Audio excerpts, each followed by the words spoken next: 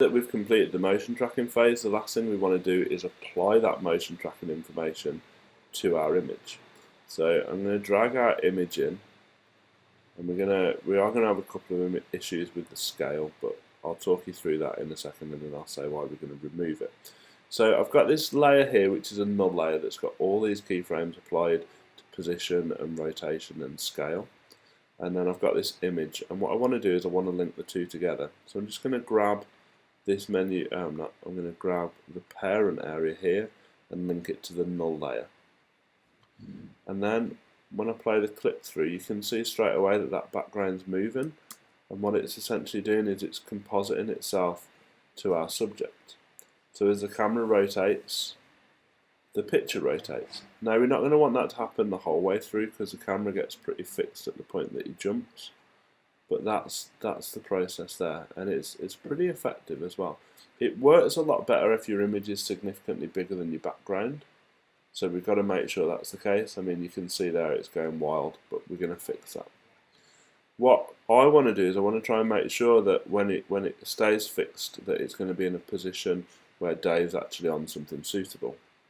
So what I'm going to do, I'm going to go into this layer here, and I'm going to open the transform, and I'm going to adjust the anchor point, because the anchor point can allow me then to set the final area where our character is going to be. I'm going to put him on this rock over here.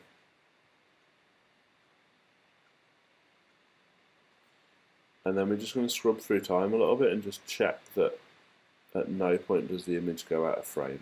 So let's just play that through. It's pretty good actually, I'm pretty happy with that. So I'm going to go to the point just before he jumps, and I'm going to take this layer and I'm going to split it. I'm going to go edit, split layer.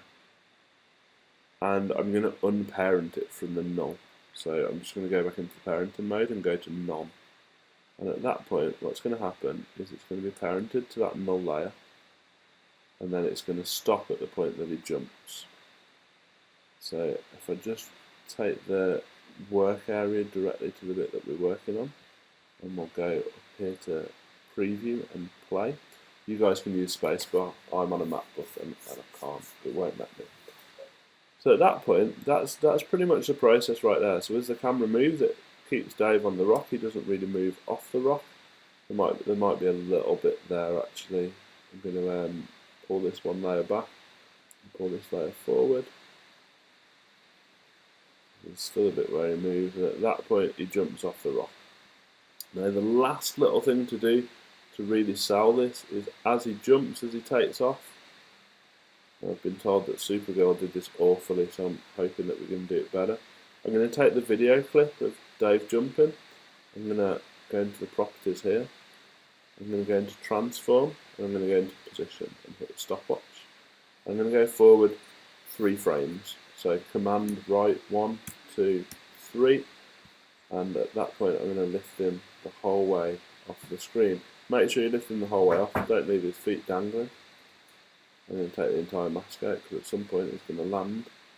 And then when you play that through, what should happen is he should jump off the screen. I think I'm probably a bit late where it comes in, because it probably wants to go just as soon as his feet take off. I'm going to zoom in a bit, and I'm going to make that a point where he starts to move quite quickly. And then let's play that through and see if it's any better. Yeah, much better. We want to put motion blur on the layer, so we can do that with this button here, which will apply motion blur, but that might also screw up the rotor brush, so we'll find out what happens with that in class. That's something for you to experiment with. And that right there is the 4-stage process of making a green screen character jump off the screen. The last thing that I suggested during the lesson was that students then went onto YouTube and found some green screen packs that could become quite useful. So if I can actually type, we'll sort that out now. So with this, it's like a rock break maybe. So if we search green screen rock crack, something like that, you get some adverts. So we'll just skip those in a second. Kind of like a grind break type effect. We'll see what this is. Might be good, might not be. There's plenty more. If not, that one over there looks kind of useful as well. I don't think it's going to play while we're screen recording, so you just have to use your imagination. If you find a green screen effect that's suitable, you could then apply it onto the rock, and you could just put a bit more of a visual effect within it. Obviously you've seen the process frame by frame, so you know exactly what's going on, whereas if you show this to somebody else separately to this, they might not know the process that you've just done. I'm just going to delete the rest of that layer, and I'll delete the pink layer now because we don't need that. And then we can just remind ourselves where we came from to where we got to. So we started with this clip, which is handheld and not the best, and then we switched it and put him into Pandora. So there you go, that's the process. I'd like you to try that yourselves with the footage that's on Moodle.